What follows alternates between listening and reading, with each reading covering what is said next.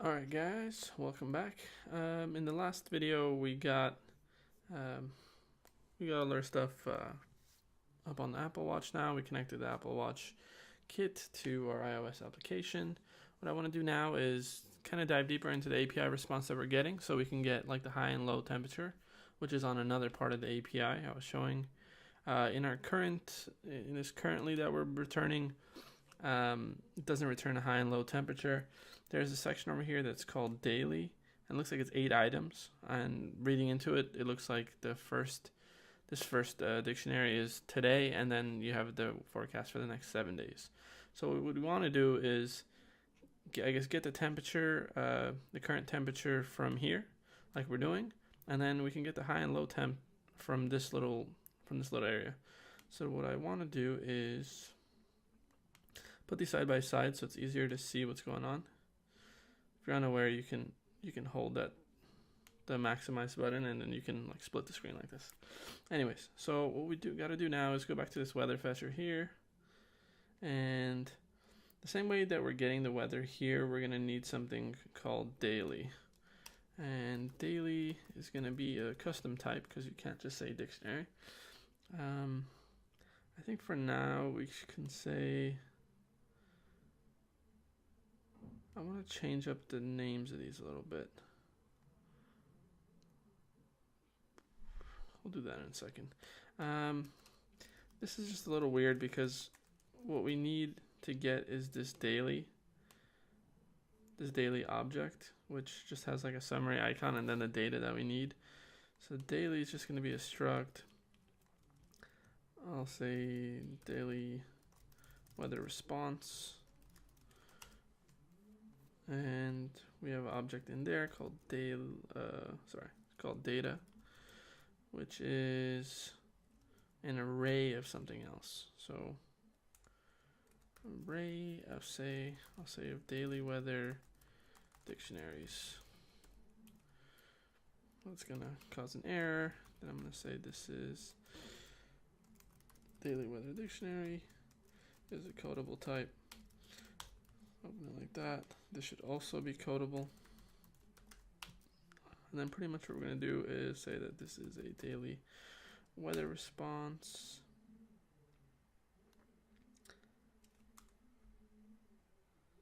Something like that. And I want to say this is a weather dictionary. This is that.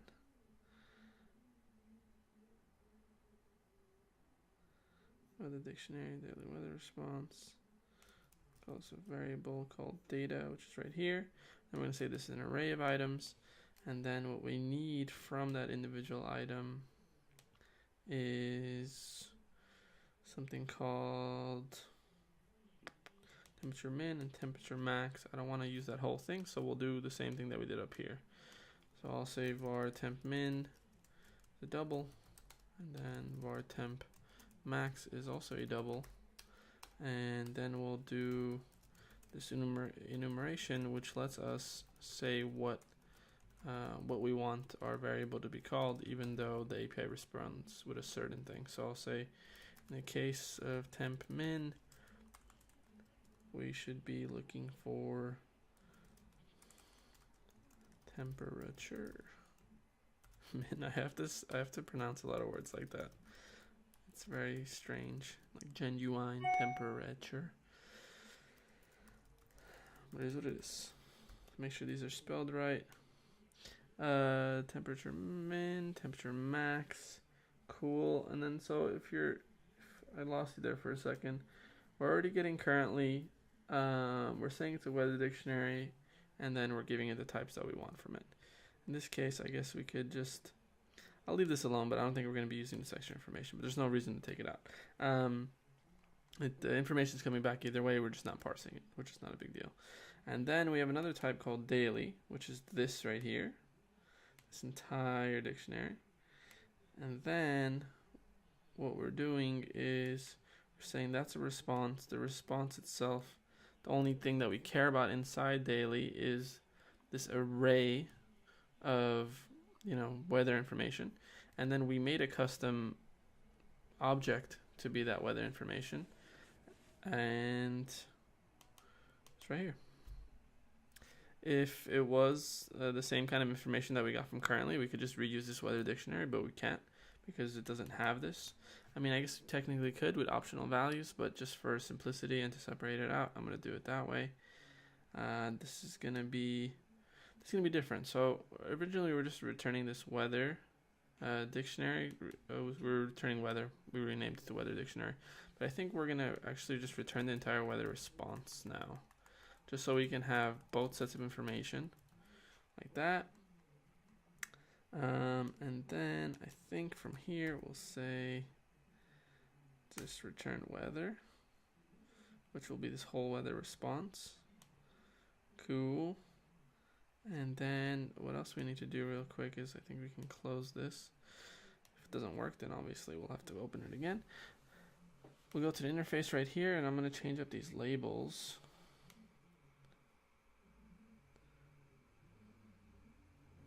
And there's a few ways we could do this, but what I think I'm going to do, what should be fine, is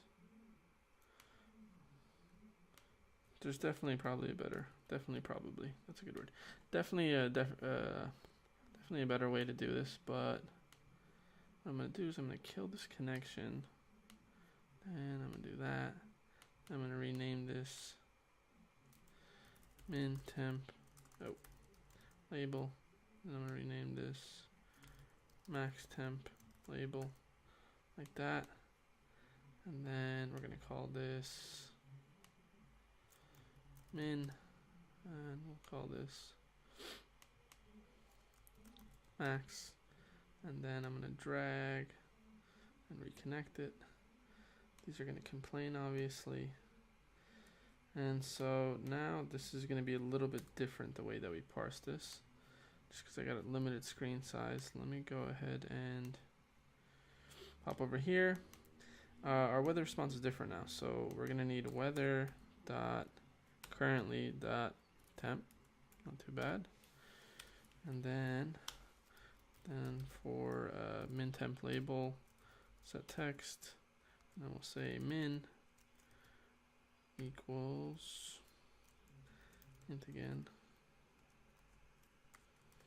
closes parentheses, and then we'll get weather dot daily dot.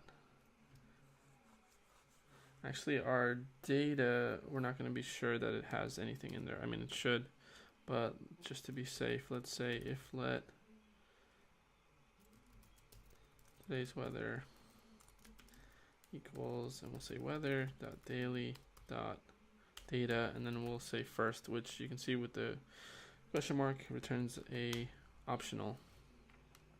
So actually just say guardlet.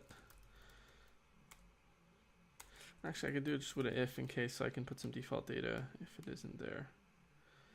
And I'll say, in that case, we can just use what we did. We can say today's weather dot temp min, and then self dot. I shouldn't retype this. Rule number 1: don't retype anything you don't have to. Change that to max. Change that to max. Bingo bango. And then I guess if this doesn't exist, we'll just say. Actually, we won't say anything. We'll leave it at what it is. What I also wanted to do was, I noticed that the interface is just kind of, you can like see it in the background while it was loading. I don't know if you noticed that last time. It's a little weird to me. So what I kind of want to do is just, we can make another function called clear UI, like this, that, I don't know, gets all the labels and clears them, because I think it just looks bad. Or we can give it like a, I don't know, like the dot or something like that, just to show that something's happening. We can also put like an indicator of activity indicator as well, but that's kind of already happening when you open it. So cool. So we'll do that, and then, you know, whenever it awakes, whenever the app first starts, then we'll just call clear UI. And that should be that. Let's hit play, see what it looks like, if it works, and then we can start cleaning up this UI a little bit. I mean, it's just pretty plain right now. There's nothing wrong with it, but definitely isn't pretty. But as long as you end up watching, finishing these videos and knowing, fairly well how to make a watch app that goes with your iOS app. Undeclared type weather. Why is it undeclared? Because that doesn't exist anymore. That is correct. So returning weather, this is going to be a, what's it called? Weather response, I believe. Weather response we're passing back now. So that's what we need to send back. And then we'll say weather dot, I think it's going to be currently, but currently doesn't really matter. We can actually just stop using this at all because we're not even checking it, but that should work. That should work. Now what I was doing over here was, we have this group. It's hard to tell without this side panel being open. This is installing. While that installs, let's look at this. So we have this group. We can mess with a few things. We can say vertically, we should center it. That looks a little better. We can add some spacing. I don't know, like 25-ish, something like that, just to space out a bit. We can grab the temp labels. Maybe system bold. Something a little bit beefier. So it looks like our clear thing didn't work the way I was expecting. Now it did. Okay, let's see. Max 64. It's very strange. Min didn't show up at all. And it stayed as ... Weird. Very weird. First thing I want to check is if this is like misspelled or something. Temperature max, temp min, temp max. Looks fine. Interface controller. We're setting min equals this. Oh, we're setting it twice. And that's what happens when you copy and paste, boys. Learn my lesson. Alright, well, this is a little thicker, whatever. We can look at that. Everything's centered. Cool. As you can see, I hope it's the same experience for you, but the first initial time to get this installed on the phone and the watch is unfortunately taxing and long, but after that, it's not too bad.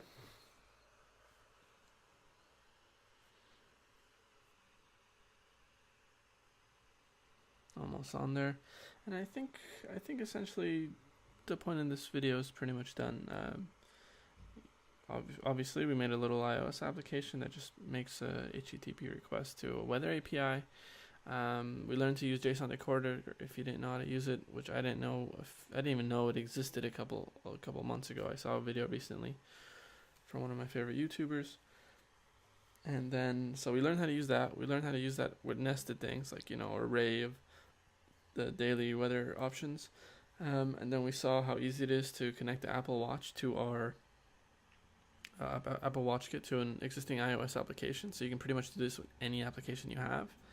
And as you can see, it's pretty easy to just reuse something that you're already doing, or even reuse the same information, connect them, and throw it up on the phone.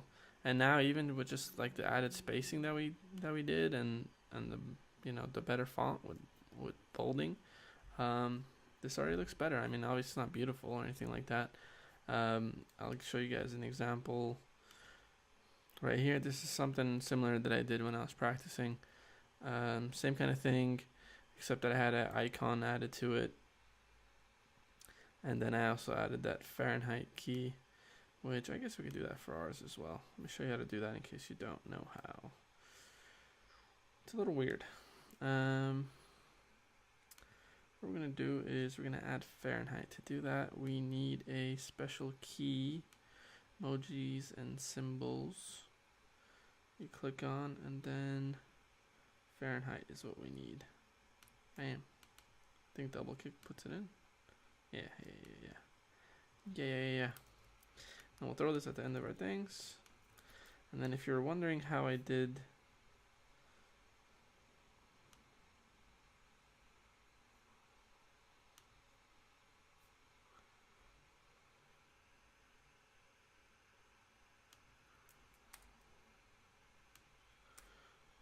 alright.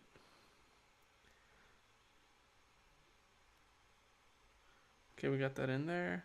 Then we'll have the Fahrenheit symbols at the back of the app, at the end of the temperatures, which it looks a little bit better. And then